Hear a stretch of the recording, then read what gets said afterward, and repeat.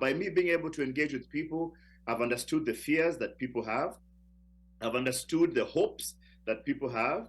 I've understood the dreams that guys have. Now, what will happen is when I come back to the office, is call together my team and now say, can we plan an event? Can we plan an engagement where we are able to meet our people here?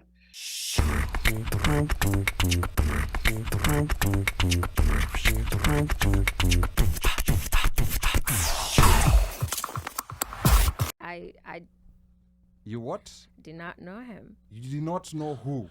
You didn't know there was a guy. You didn't know there was a guy who was big, who was called Ted, or you didn't know that there was an ambassador who was called. You did not Kwaka? know. Which one you did not. you did know? not know Ted was an ambassador. Oh, or you didn't know not that he went Ted? to Nairobi school. Maybe. So Oh, say then what you did not know. Nairobi school is so far-fetched. Don't even bring into the conversation. Okay. I knew of the name Big Tate. That's about it. But at least you knew about the name. The name. Okay, but that's not good. know what he did. Okay. Nothing. You didn't know whether he was a politician, a statistician, or a basket weaver. Nothing. Okay. All right. Okay. Let's But I'm go glad ahead. to meet him today. Okay. And I'm glad, like, I like his enthusiasm about the diaspora. And so one of the best ambassadors we've had here from Kenya, it was Balozi Odembo. Okay. That's my take. Although the embassy does say that during his time, everywhere in the world, Kenyans did say the ambassadors were the best because the policies at the time. That's why I said, what is the current policy in engaging the diaspora beyond going to the games and things like that, or just going to to visit them in the States? One of the things they used to have was a diaspora conference where they'll bring people together from different stakeholders from Kenya, from the US. Let me just say, from the diaspora is big. I mean, people in India are in diaspora too. Yes. So let's just focus on the US market or North American market. What is the policy? And I'm going to ask directly: are you guys planning on having forums to bring us together so that we can discuss these issues? Yeah. All right. Thank you. So number one, we'll come back to the issue of you not knowing who I was. But I think I know you now. Yes, thank you. I think one of the most important things with any kind of person who's given a responsibility is their natural ability to fit into the situation or whatever it is that they're doing. And that's why everybody is very, very different. And that's the best thing about diplomacy. I mean, I go for events for other diplomats, and there's this very loud guy in the room, and then there's a very quiet guy. So various people bring various strengths to the table. For this particular dispensation, one of the most important things that we have been tasked to do is to engage. That is something we've been told, that you're not been sent to that country to just go sit in a hotel or in a room or in your office or in the house and just enjoy some wine and just hobnob with the top people. You've been sent to go there and engage. Why engage? Because the people who are there are your constituents, and those are the guys that you need to be there for. Number two, the creativity of the person who's given the responsibility is also very, very important. For example, you'd have people who can very, very easily put together.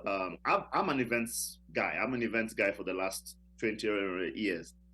And I've been able to put together stuff in whatever level, from the presidential level to a very, very low level. So events are my thing. Speaking is my thing. I've been paid to talk for the longest time. So when I'm given those kind of engagements, it's nothing. I've worked on radio for 5 years and on TV and the creative economy. So if you put me there, it's like a fish in the water.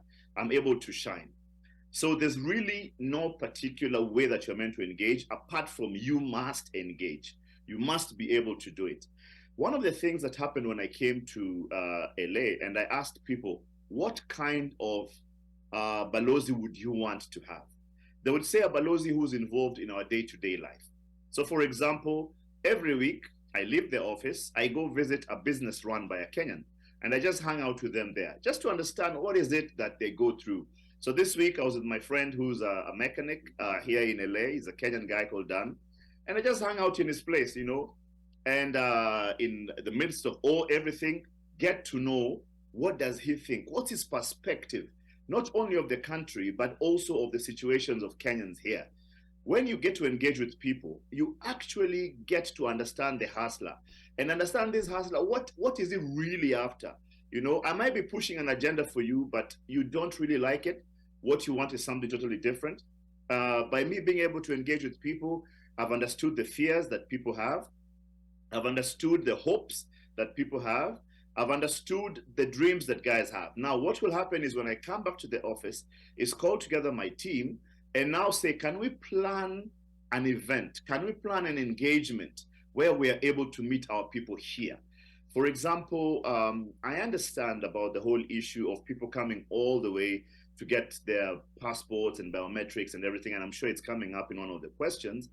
And I'll tell you what the president decided, and he told us at the beginning of the year. But what if we could be able to do what we've tried doing a couple of times and coming to you? Because America, guys are busy, guys are working. Are we able to come out into the field? Are we able to come to your town? Are we able to come to the area? Even better, can we be able to do exactly what the president said? Now, the president in DC a couple of months ago made a promise that all the 5,000 services that government holds and that government has will be digitized. It simply means one thing. It simply means that from now onwards, we are in the process of digitizing all our applications. Now, my dear, it means that you will never ever have to come to the consulate. In fact, you may never even have to come and see who's your balozi unless he comes to you. Because all you'll do, you'll fill in your e-citizen at home. And for now, you know very well that we removed the requirement of you having a local phone number. Yeah. We've changed your email address, whatever it is, Hotmail, Gmail, Yahoo, whatever, to be your identifier. So you fill it up, and then we are in the process, and government is in the process of engaging firms in America and in the diaspora who are able to offer biometric services at their service points. For example, for the sake of just talking, if we or government makes a plan with, let's say, the US Post Office, all you need to do is fill in your form online, walk to the post office, put in your biometrics, it loads itself into the system, and we send the passport to you or your ID or whatever.